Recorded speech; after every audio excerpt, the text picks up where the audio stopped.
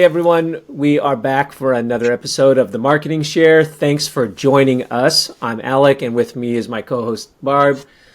Today we're going to be talking about brand.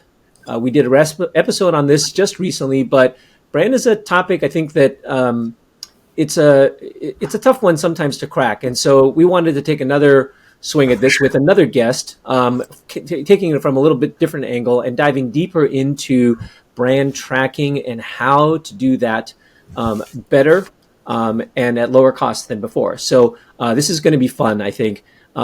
Before we get to that, I want to do a shout out to Socialize Video, who is one of our sponsors. They handle all of our post-production of this episode. So thank you to our team out at Socialize there. And if you are looking for help with video production or any digital assets, please go out. Please check out socialize.video. Thanks for that. Also, if you love our podcast or think it's been helpful, please do us a favor and hit subscribe or follow or whatever platform you're on. That does a lot of benefit for us. So we appreciate that. Okay, let's get on to our guest. Barb, tell us who we've got on today. Well, I love this topic, right? Brand is close to my heart. And the challenge always is about how do you connect brand to demand and how do you articulate that to the C-suite in many cases, right?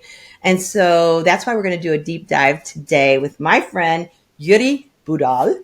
Welcome, Jiri. Hi, thanks for having me. Jiri comes to us from Budapest today, and he is the CEO of Behaio, a company that automates subconscious behavioral research. Their main products are brand tracking and ad creative testing SaaS tools. So that's super helpful as we connect the dots from brand and demand. And their clients are all really, really top names: Heineken, Red Bull, and T-Mobile. You're based in Prague. Jiri has personally trained dozens of folks on marketing efficiency and behavioral science. And, honestly, I think I got into marketing because I was really fascinated by the connection between the psychology of persuasion and how that manifests in today's marketing world. So I can kind of relate a little bit to, I think, how you got started. But Jiri, welcome and walk us through your career journey on how you got here. Thanks for having me again. Yeah, actually, that was as well my motivation. I actually studied market research and sociology because I love this intersection of psychology, marketing, decision science, really understand why people decide for things. And yeah, so after school, I kind of did marketing myself for several years. But then again, I wanted to start Behaio because I kind of lacked, because when I did marketing, we didn't have huge budgets back then. And I really felt that I would so much like to have more insights from the market, from the consumers. And the traditional surveys where you're asking people, hey, please, after seeing this ad, would you please tell me how likely are you to buy this product? I knew that this is just not, it doesn't have anything to do with the actual decisions. So we got together with a couple of my friends. One was like the behavioral economist, other great developer, and we started Behaio with this goal to create a technology for surveys that would capture the subconscious motivation, because 95% of our decisions are subconscious, or because there's thousands, 45,000, I think, is the average number of items in a supermarket. So if we were to decide rationally, we would starve before we could go to the cash desk, because there's no way. So there have to be some subconscious ways how you can even take any item from the shelf. So that was our idea, to create a survey technology that would not ask people to tell the motivations, but it would somehow get it from them through the implicit testing, associations, and things like that. So that's how we started, and we did a lot of custom research, strategy research on that platform. But last year, we finally get to the position where we could build an actual SaaS product. We have two, as you mentioned, ad testing and brand tracking. And I'm really excited about that because thanks to the automation, we could really get the prices much, much lower. And that opens the market not only to the enterprises, but also to the mid-market companies or even some of the smaller ones. And that's actually what I enjoy most, because that's where a lot of the new things are happening, when you're really growing the new brand, emerging brands. That what we love. So yeah, that's for me really the cool thing, that this kind of top-notch stuff can get finally to the whatever smaller companies, like we are. Actually, we're also a small company. That's really interesting, Jiri. And I think one thing I also want to call out is that, like, for me, I'm primarily a B2B marketer, and I know most of the work you do is in B2C, but I think that there are a lot of corollaries and carryovers, and we're going to get into that a little bit. But can you just start by first maybe talking to us about how do you define brand? Mm-hmm. Well, I like to define brand from the perspective of money, because that's why you want to build the brand in the first place, that it will bring you some money. So it's really important to say that it's a financial asset and it's measurable. And so brand can be acquired for money, and the brands and brand assets have been acquired for billions of dollars. So it's measurable. Then I think the really important question is to ask, where does the brand exist? Where does it dwell? And the answer is, it's in the minds, it's in the brains of your target market. And so you can really, and you should be measuring how many people know your brand, or what do they have in their memory.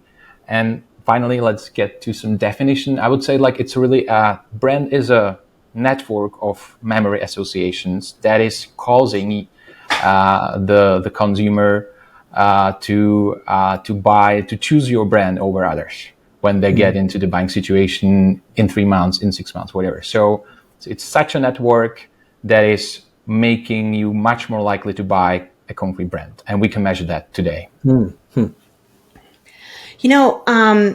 We work with a lot of kind of mid-market clients as well, right? And I would even say startups and scale-ups and that kind of thing. And just about in every engagement we get, right, the CEO will set brand building as one of the key objectives of that process. In your mind, what does success look like when you get that request, brand building? What does that look like? There can be many objectives in branding, but I think really the Northern Star, where you're heading to finally, is something you can call or brand salience, or brand mental availability, which basically means that it's for a given prospect, for a given customer, it's really easy to think of your brand. So you can imagine, like, hey, I want to buy a book, and immediately, subconsciously, I find myself typing in the browser, the name, the Amazon.com, just thinking about the book, or I'm standing in front of the shelf where there's like dozens, hundreds of beverages, bottles, cans, and I spot Red Bull, and all the other like beverages they are like even blurred. With my brain, I can just see all the things at once. So again, the Red Bull is salient at this specific time, and this works the same even with the like we would say slower decision categories. Like, for example, if you buy a car, then again there's like dozens of car brands, and no one, even someone who is really prepared to spend hours by comparing models of cars, you never can get all brands in. You usually have like 2 or 3 like really favorite brands, and you only will choose the concrete cars among these 3 brands. So that's why actually this brand salience is predictive for long-term sales. So that's again why the brand tracking is really useful for even CFOs or board, because there is a correlation between this brand which is really connected in the memory to a specific buying situation. Is really, there is a strong correlation with sales. And if there is if it's not correlating, there's some problem. Like, you can maybe have a great brand salience and low sales, then it means, for example, you are hard to buy. You have a low distribution, so people are thinking about you, but there's no store. So again, there is some insight in that. So really, this brand salience make your brand easy to think of. And even I've just seen a study with brain scans. Actually, they were putting some EEG or whatever on people who were choosing different brands. And it comes out that when you choose a really strong brand, there's much less activity in your brain compared to when you choose a really small brand. You would think otherwise, but it's really the biggest brands are really fast connections between. So it's not about making love brands or whatever. It's really creating a connection, a fast connection, subconscious connection between a specific buying situation and the brand.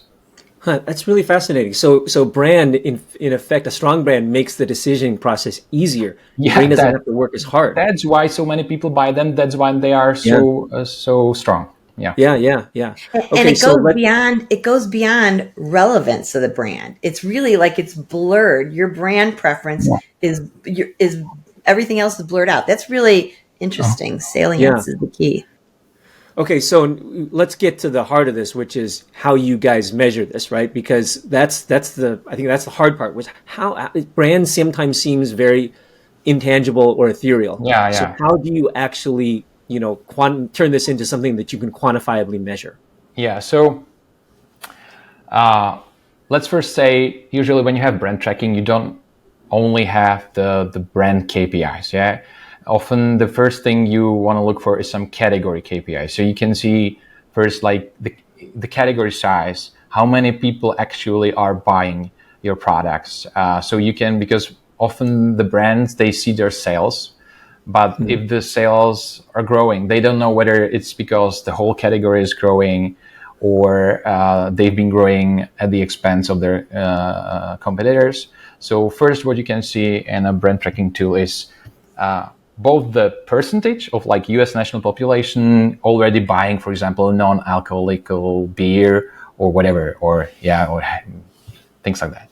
Then you see how many actually they are, how many, whatever, billions of people are already in a category. So you can kind of plan for a lot of things. So that's the first part of like metrics and the brand tracking. Then the second is really this awareness thing, because actually the brand salience is like the last stage of the awareness, but it's actually hard to get to. So that's why you often, when you're like a emerging brand, you should really buy your so-called aided awareness, meaning that people recognize your brand when you show it to them. They say, I've heard about it. And that's like not enough, but that's the first step, And then you get this brand salience, and then the last stage would be like mental market share, because when you're really market leader, you should own more than one buying situation, or it's often called category entry point. So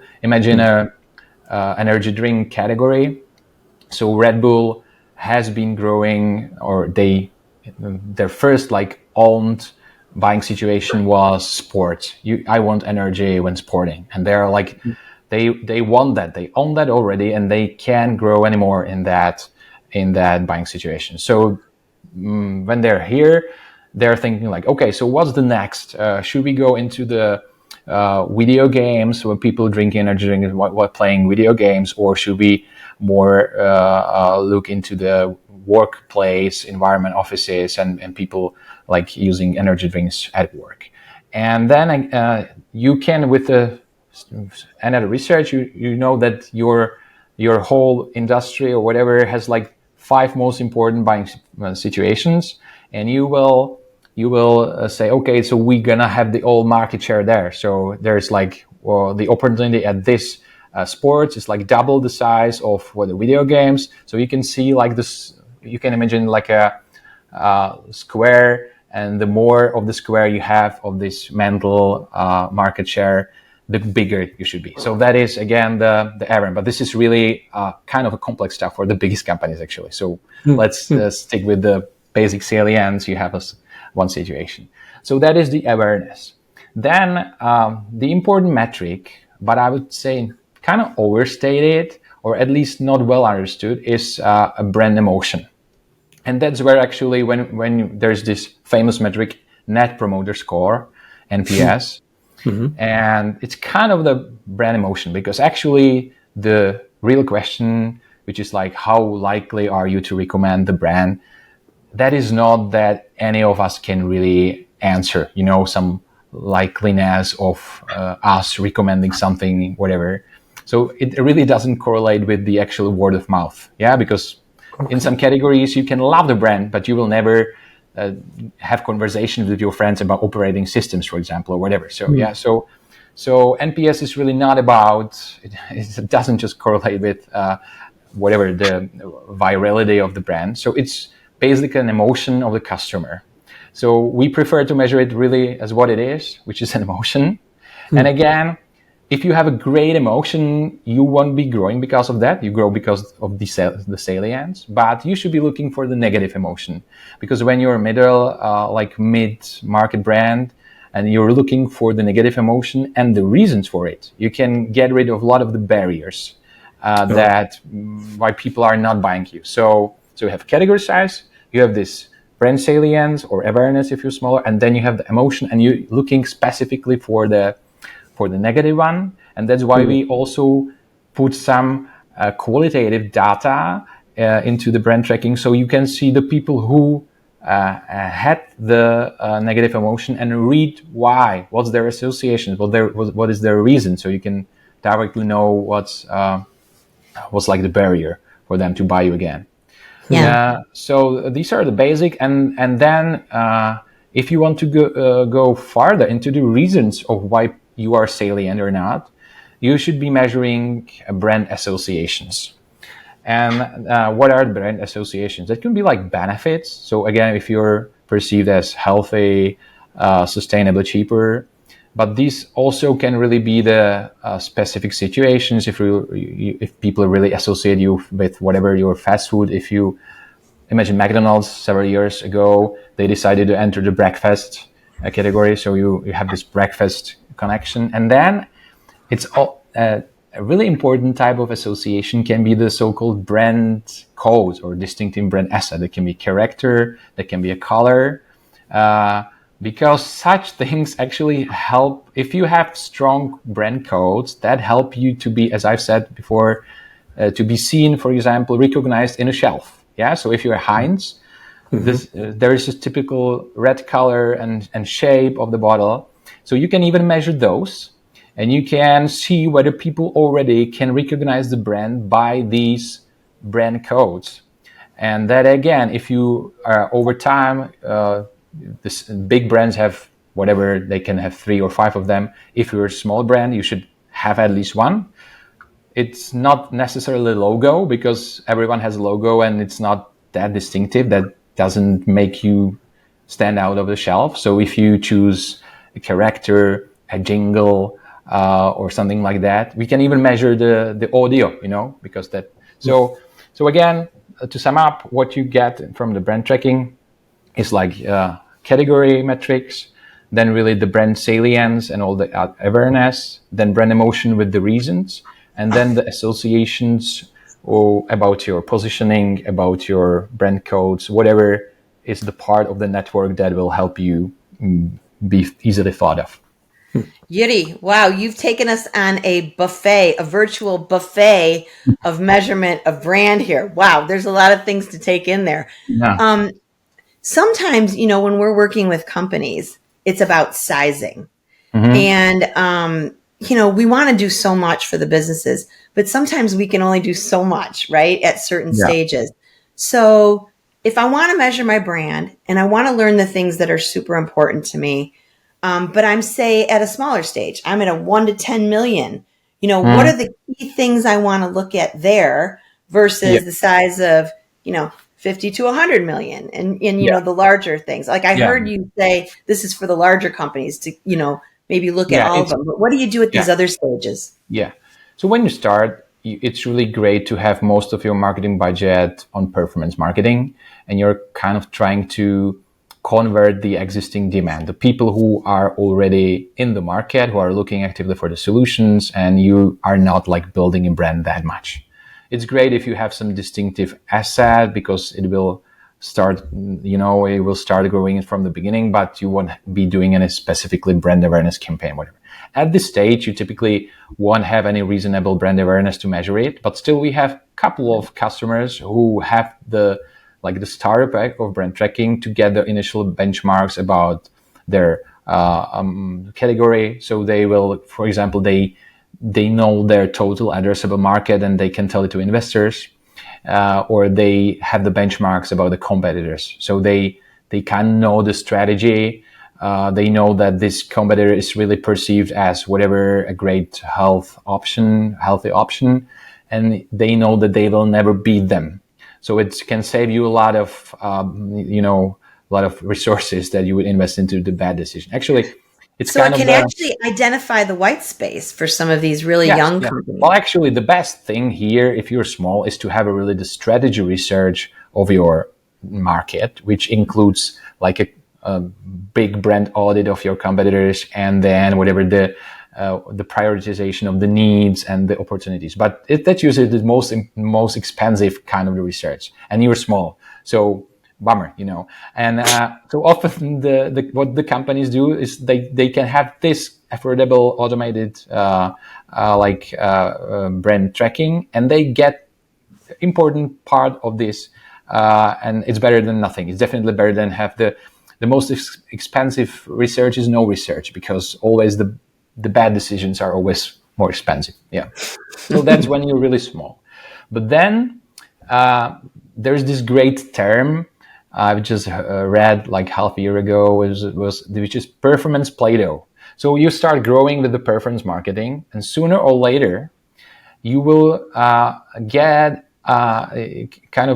there's at every category, the majority of the people are out of the market at any given moment. So you're making better and better performance campaigns, the ROI is getting higher, and then suddenly something happens, and we've got dozens of customers like these, e-commerce and a lot of other ones, and they are like, what's happening?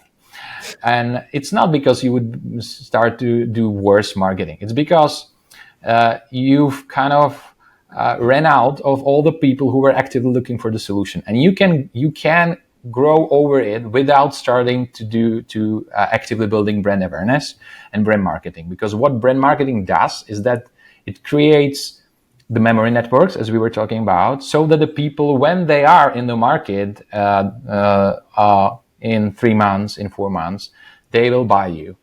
And so it's kind of creating the future demand.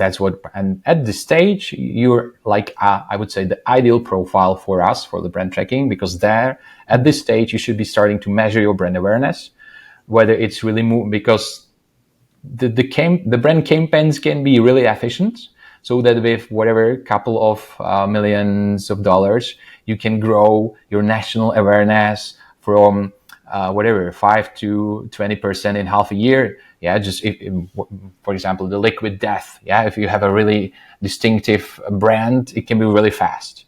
But you can also spend like billions of dollars, and you can still have a really low awareness, because there's a really big difference in the brand building effectivity of campaign. So you should be starting to measure whether it works.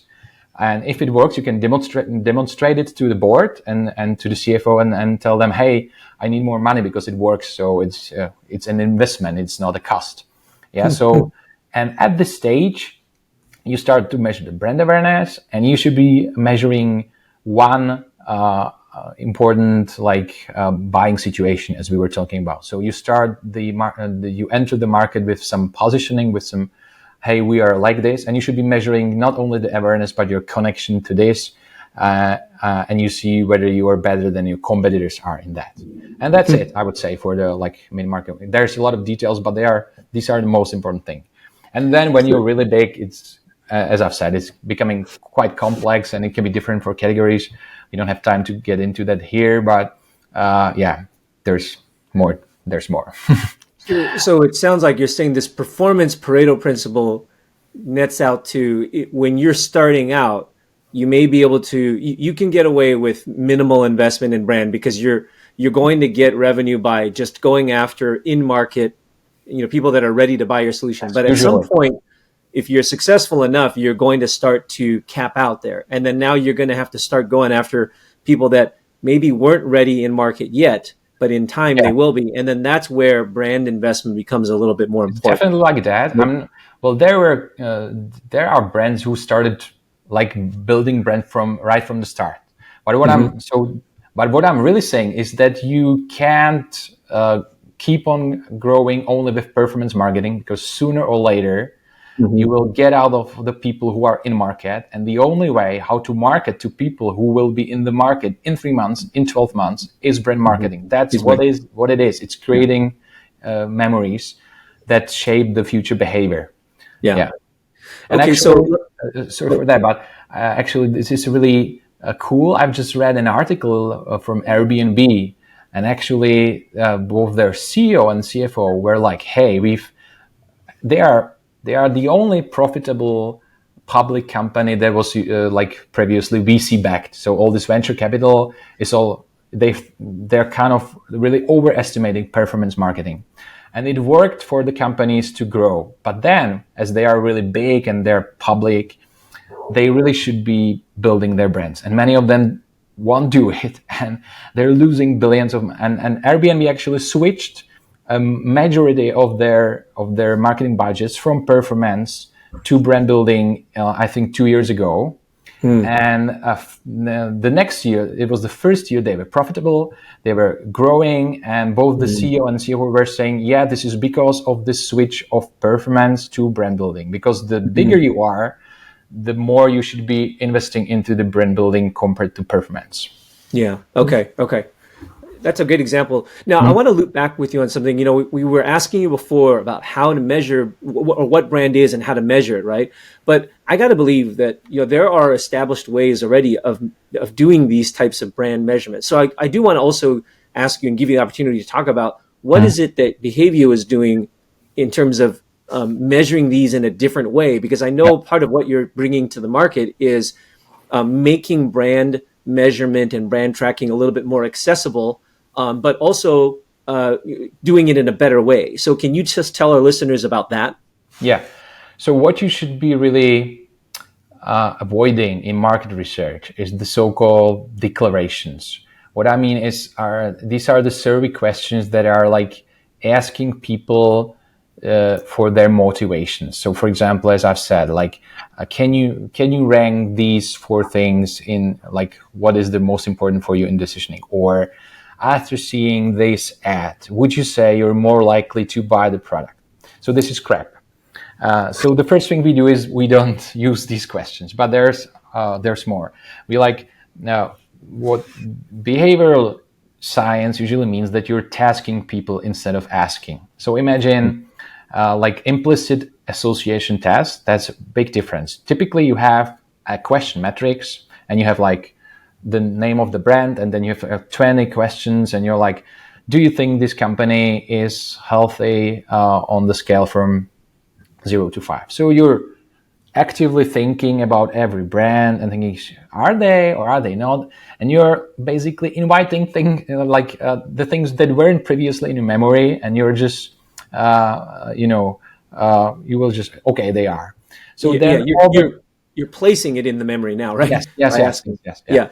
So, and then the data becomes flat. You have the market leader and you have the small brand, and it's all the same because people are, well, the small brand I heard about, maybe they are. So this implicit association test counts in even how fast they're answering. So we're measuring milliseconds, so how fast they're answering, and we are randomly giving together brands and associations. And people are like really fast saying yes or no. And we know that if they are, I don't know, then it's not in a memory, So that's, for example, one example. With ad testing, what we do with videos, for example, when you upload the video, what we first show to the respondents is that we randomly show them 3 or 5 or 7 seconds of the video. And after they see the scene, we ask them, hey, please type down the name of the brand. And from there, we construct a like brand recall curve throughout the whole 30-second video. So you can see at which point there's a peak of the brand recall and which scenes are with any branding at all. And this is really, really important because that's one of the most costly mistakes of all brand advertising, that you have a great emotional peak at the beginning, for example, and then there's like nothing for 10 seconds. And then the brand peak is coming at the whatever 25th second or whatever, and with the pack shot and with the logo, and you're saying, hey, this is our brand. So no one knows actually. Then the people remember the ad, but they never remember what was it for. And that is the type of media investment, how billions of dollars can be wasted because this is not changing anything with your in your memory. So that is the behavioral. Behavior basically means that we are digging into the subconscious associations in the memory. I am super glad that you talked about that because, I can think of all the painful dollars I've wasted on focus groups over the years. And, oh my gosh, one person dominating the room and, you're taking, that small little bit of qualitative and you're making big decisions based on it. And how many times did I add in questions like, how likely are you? And of course, they want to answer your question. They want to do it for you, right? But those are all artificial. Yeah. So I love. Focus group can be really great for strategy research when you really want to understand what's happening on the market. But for ad testing, these are really so bad for ad testing, the focus groups. Okay, flip a little bit more on ad testing. I'm going to do a devil's advocate for you. Mm-hmm. So can I just find that out by A/B testing in market? I mean, is it really going to the next level, or how does it differ from just a simple in-market A/B test? We're getting back to the performance versus brand building. You need both. And the in-market A/B testing is great for performance, because you know what creative is converting, where there is more engagements and more clicks or whatever. So that's great. But there's a big discussion, even Meta and Google have published studies recently about this, like last click bias. So often you will attribute the campaign that caused the last click as like, hey, this is what caused all the purchase behavior. But it's not that. Often it's the previous campaigns and the brand building before that. Yeah. So it's really tricky.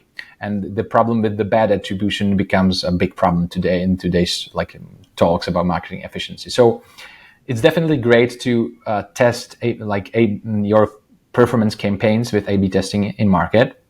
But when you want to be efficient in brand building, you need a type of behavioral survey that is telling you if, and we also do A/B testing because we test when you have two or three creatives, we will show each creative to a different but a very similar group of whatever 500 people in your target group, and we see the difference in the impact that it had on the memory. So we can tell you, hey, this creative, and especially the custom mistake I was telling you before, that you can see it with the in-market A/B testing because you can see the brand recall, you can see the brand lift in the memory. So again, it's good. I definitely recommend it for performance campaigns that their goal is the short-term sales, but the long-term sales, that's the brand building, and that's where you should use the behavioral A/B testing. That's a good distinction. I didn't think of it that way, but I think you explaining it very clearly is that you got to think about it between performance versus brand. And I like that distinction because I guess in my way of thinking that those are two fundamental but very different aspects of marketing. And we tend to sometimes bleed across each other, and you have to keep them separate. Just let me say that even when you're doing performance marketing, it's good to have some brand building principles. I mean, using, for example, the distinctive brand assets, because even the preference marketing can help you build your brand. So you can you have a double shot. So even when you're doing performance, think about staying the same visually that it looks like you and no one else, and then it will be again a cost-effective way how to also help to build your brand. Yeah, we used to do layered tests, right? Performance, right?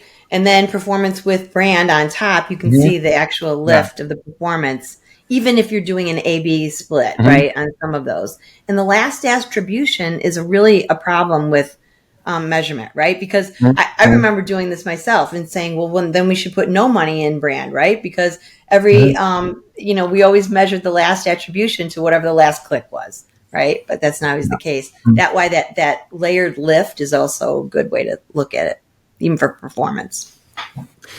Jiri, I think this is a good place to ask you about any tips or other types of recommendations that you would give when you are going to start working on brand building, right? So can you talk and share with our listeners a little bit about what are some of the watch-outs? What are some of the mistakes that you would recommend, try to avoid or don't make these types of common errors?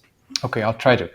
I think one is really be distinctive visually, and meaning stand out. If every competitor has a logo or character, don't choose character, choose number. If everyone has a number, always be really different. Yeah. That's the first. So, and then be consistent, meaning that you shouldn't be having a new creative concept every other year. Look at the McDonald's. They've been around for decades, and it's still the red color and then the yellow arches, and then they are really creative. But in these borders, or just using these, they are really playful repetition, and that's what's really effective. You shouldn't be. Even when you change agencies or whatever, you should keep the things that you've already invested in and that are reminding your target audience of your brand. You should be keeping them. So that's first. Then the second would be really choose just one positioning, just one benefit, and just one buying situation to start with, and own it before you never. If you, for example, we were talking about energy drinks. So, okay, when you never will beat Red Bull when you will be trying to catch, to be everywhere, to be in video games, in sports, you should choose just one. You can have actually research for this. Where's the biggest gap, biggest opportunity? But then for several years, I would say, with all your campaigns, you should be trying to connect your brand only with this specific message, because that's easier. And only after you've connected whatever 60% of the population of the category buyers are linking this with your brand, then you should be thinking about the different one. And what we often see is there's too many messages in one commercial. Yeah, I've even there's you're displaying something in the video and you're saying something completely different in the audio. This just and after the watching, I can't remember anything. Yeah, so always be it's like marketers get bored with their brands 10 years earlier than their consumers. Yeah, so because you work every day, but your typical buyer won't see the brand more than whatever 2 times a year. So you really have to be the one message. You have 2 or 3 years to just be repeating one message, and then maybe after some strategy decisions to change it. So yeah, like that. I can remember that, right? When you take that copy point and you share it with your executive team, and they're and don't forget this, and don't forget that, it becomes the bouillabaisse from hell, right? I mean, so you got to really pull it back and, streamline it again, because that is that's a damage we do to ourselves in companies for sure. So your system sounds awesome. And, I wish it was around when I was doing some of my big brand work. So it's available in the US for people, ideally for B2C companies. Give me who's the best company, or who's the right target profile for you. And Yeah. So you are what we cost effective, right? yeah. So yeah, it's for B2C brands. We weren't talking actually, like you asked me about the B2B. Let's just say all these applies to B2B as well. So again, it's important to build brands because there's like 5% of buyers at the marketing, but we can measure it.